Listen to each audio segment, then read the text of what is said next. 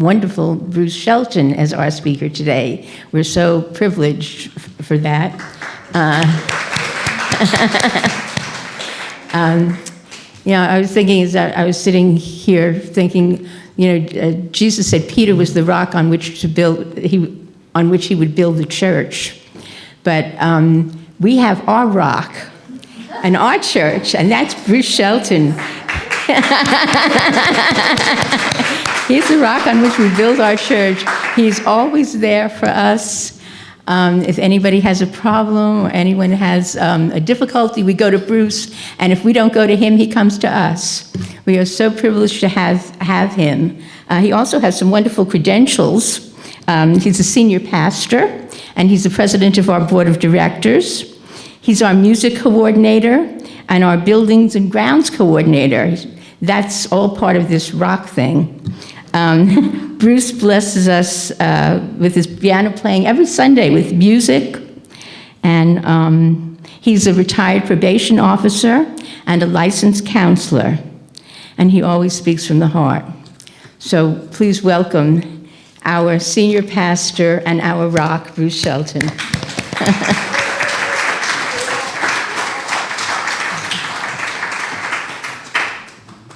Thank you. My goodness, thank you so much. You're supposed to hold the applause until after the talk. You better listen to the talk before you start applauding. All right. Well, anyway, let's see. I'm delighted to have this opportunity to talk to you today, and as is my tradition, I ask that you help me with this talk. Let's just everybody become quiet for a moment, and let's just affirm that God will use me as his minister at this talk today to say the words that you most need to hear.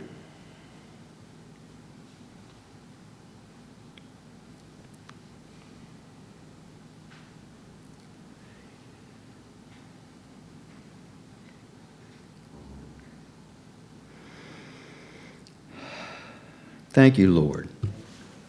All right. So the title of today's talk is Trail Magic, and I'm going to be talking about the meaning of that term in the latter part of this talk. The main teaching I wanted to share with everyone today is the teaching about the perfection of life, the absolute perfection of life. We look at our lives, we look at the world around us, everything seems so chaotic, sometimes, and confusing. And for many years, I've been a counselor, 52 years, as a matter of fact. And I'm going to actually be retiring for the first time in 52 years, September 1. So it's been quite a journey. That's been a real journey with lots of trail magic. And so during this time, I've dealt with every person imaginable, with problems. People don't come to see me because they're happy, As a probation and parole officer, had all these folks who were caught up in the criminal justice system, and past 18 years I've been a licensed clinical social worker, and people come to see me because they got problems. But everybody, whether they're rich or poor, regardless of their ethnicity, whether they're the CEO or they're the janitor, everyone's the same. Everybody's got the same problems. Everybody's dealing with anxiety, struggling to, kind of keep their anger under control, their depression and so forth. We're all the same. It's been quite amazing. One of the things I've done the past 17 years is run groups, and I have a whole group of people like this, about maybe 12, 13 people, and everybody's in the group talking about their life. How's your week been? The same. Everybody's the same. We're all dealing with planet Earth, and everything at times seems so crazy. And so it's extremely helpful to really believe that there's a purpose behind it all, especially when storms are raging in our life. It's really important to understand there's a purpose and that the storm will have a beginning, a middle, and an end, okay? Now, when I was many years ago, one of my favorite spiritual teachers is Emmett Fox, and he uses the analogy of the Persian rug. He says, you look at the bottom of the Persian rug, and what do you see? All these strands of string everywhere. It looks completely chaotic. You flip it over, however, and you see this beautiful design, you see? And he says that's the way our lives are. It's like the entire creation is the work of the divine playwright. And we are all a part of the play, God's play. And if we can believe that, you see, then we can kind of get through any type of storm. We can kind of get through it. Ram Dass puts it like this. He's another one of my favorite spiritual teachers. He says, every single thing that happens to us in life is perfectly designed to cook the seeds of impurities that are within our minds, okay? Cook the seeds of impurities. Every experience, every relationship problem, health problem, job problem, whatever it might be, financial, everything is perfectly designed to cook the seeds of impurities. And what does he mean by seeds of impurities? He's talking about thoughts and feelings that are within our minds that are rooted in fear. You know, we need to address those parts of our mind. What are examples of that? Well, how about regrets?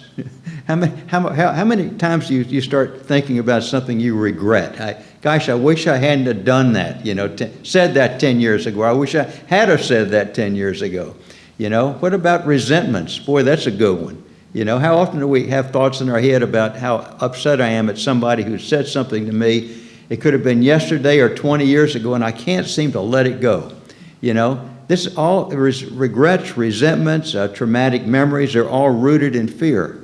And so Ram Dass is saying we need to cook those seeds of impurities.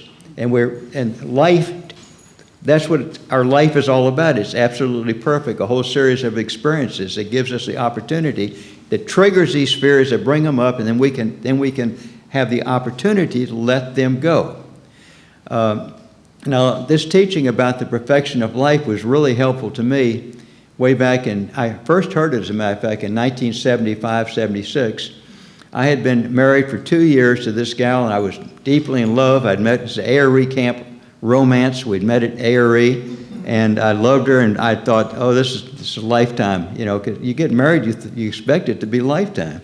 And then after 2 years, she says, Bruce, you're a nice guy, but I don't want to be married to you anymore. I says, what? I says, what? And so I was traumatized, it was devastating. And she left, and it was in September of 75. And that winter was hard because I was struggling with what's wrong with me? Am I not a lovable person? Why you feel this terrible sense of abandonment? Now, a lot of you know what I'm talking about because this has happened to you, And so then I was listening to a tape, one of those old cassette tape players of Ram Dass giving a talk.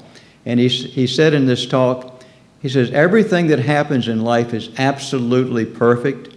He says there cannot even be a flaw in the game. And that, I'll tell you, was just what I needed to hear.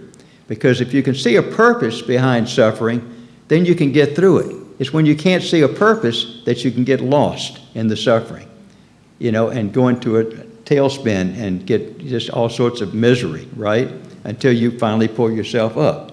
So this teaching today that I'm talking about is very important. Understanding that there's a perfection behind life, even though we can't see it at times with our limited view of what's going on. Okay, is everybody with me so far? See, I'm preaching to the choir. You all know what I'm talking about. I'm just reminding you of but we come here on Sundays to be reminded of something we already know. We need that reminder. For another example would be looking at just an example of perfection of life. Consider this. Had our great-great-great-grandparents never met, we wouldn't be here today. Amazing, isn't it? Had they not met coincidentally and had children, we wouldn't be here today, you see? Now, does that mean that there was accidental meeting, which is the way it would appear, to them probably? Are we all an accident? Is our existence a big coincidence? It'd be highly illogical to believe that, wouldn't it, since there's so much order in the rest of the universe. The teaching here is that everything, there's an absolute perfection in the way our lives unfolds. It's an absolute perfection in the way the universe has been unfolding since the Big Bang 13.8 billion years ago. An absolute perfection. because behind it all is God. You know, that's the great teaching. Another example that's really cool, I think, is just instead of looking out there at the world, let's look at our own bodies for a moment. My goodness, we live in this physical body, and we're told that our body consists of trillions of cells, okay? Now, I Googled this question before the preparation for this talk. How many cells does a human body have? And I came up with, it's interesting. One website is National Geographic in 2013 had an article, and they said we have, I think it was 38.9 trillion cells, right? Trillion. And then I checked another website from the University of Florida. They said we have 100 trillion cells. The truth is, we got so many cells, scientists don't know. You know, I mean, how can you count the cells in our body? It's hard to you can't even see them, right? They can give estimates. Guesstimates is a better word. But it is safe to say we have tens of trillions of cells in our body. Trillion, okay, ho-hum, that's another number. We hear statistics all the time. How big is a trillion, right? Well, let's put it like this. This is another interesting Google question, right? If you take a stack of $1 bills and you stack them up so that they equal $1 million, okay? A stack of $1 million, now they equal $1 million. You know how tall that stack is? It reached, of course you don't, you haven't Googled the question, right? Unless you're a man, unless Lloyd's back there got it. He's the only one that would know that right off. Well, I'll tell you, it's 358 feet, okay? That's like 35 stories up. That's how tall a stack of $1 bills would be to equal $1 million, about 35 stories up, okay? Now, if you have a stack of $1 bills and you stack them up until they equal $1 trillion, okay? 1 trillion, you know how tall that stack's going to be? It goes up, get this, 67,866 miles into the atmosphere. That's how big a trillion is. Everybody got it? 67,866 miles into the universe. That's how tall the stack would be. Now, the point I'm making is when we talk about we've got tens of trillions of cells in our body, and this body's keeping us, we're living in this body 24/7 from the moment we're born to the moment we leave this earth, okay? It's a miracle. There are all these cells. Now, one cell by itself is a universe unto itself. That's how it's so complex and intricate. Just one cell.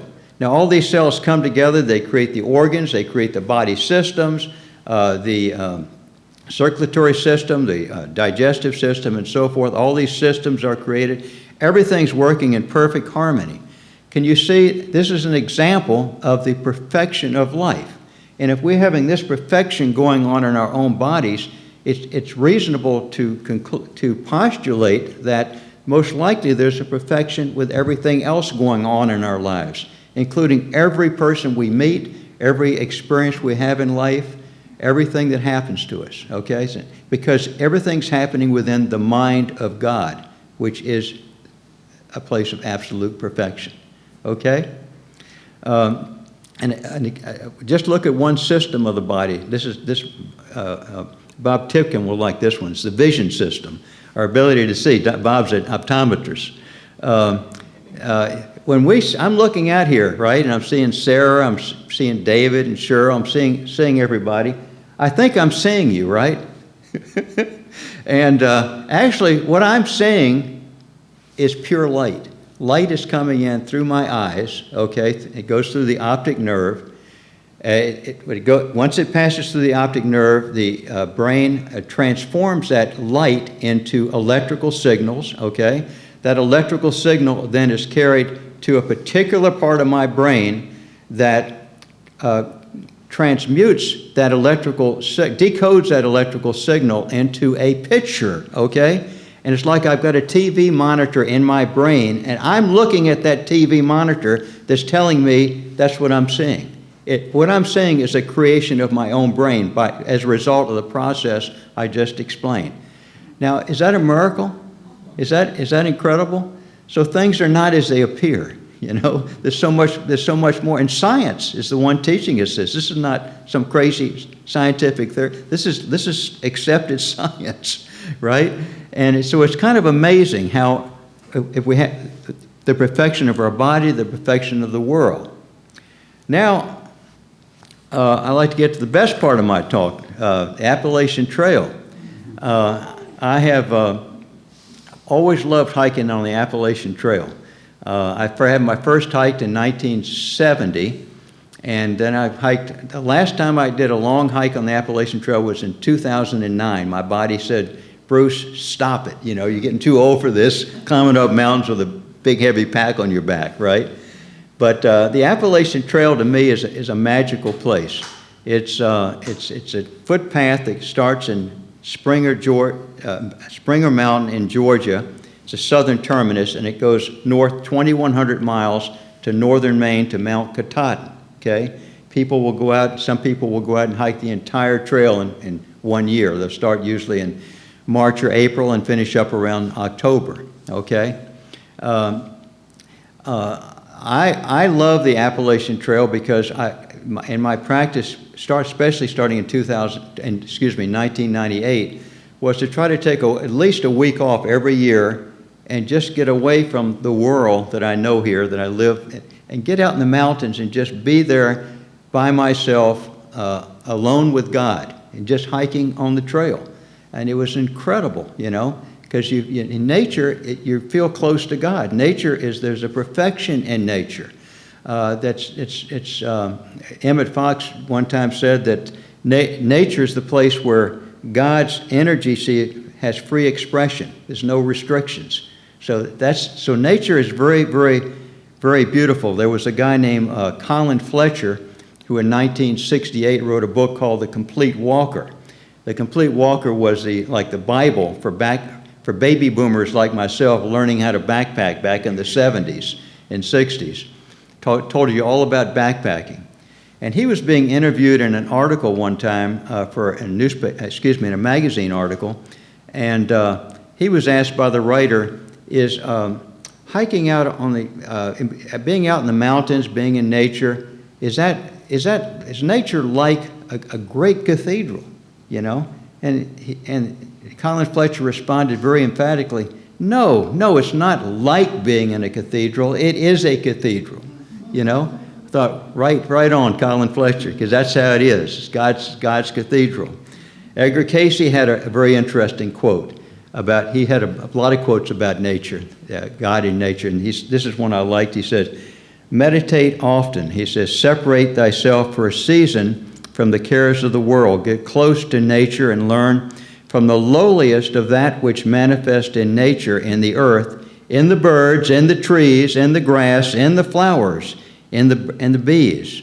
See how with all these living beings that the life of each is a song of glory to its maker. And do thou likewise. Isn't that cool? Everything in nature is a song of glory to its maker. You do the same thing with your life. We should all be a song of glory to our maker. Isn't that beautiful?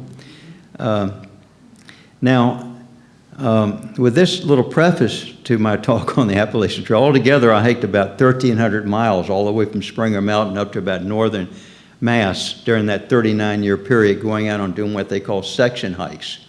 And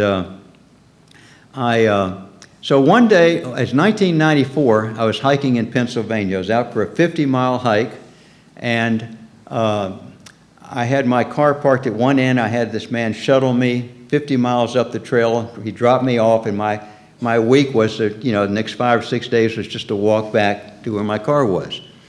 And this is the way I did the whole trail like this. And so I'm in Pennsylvania, and I'm about my third day.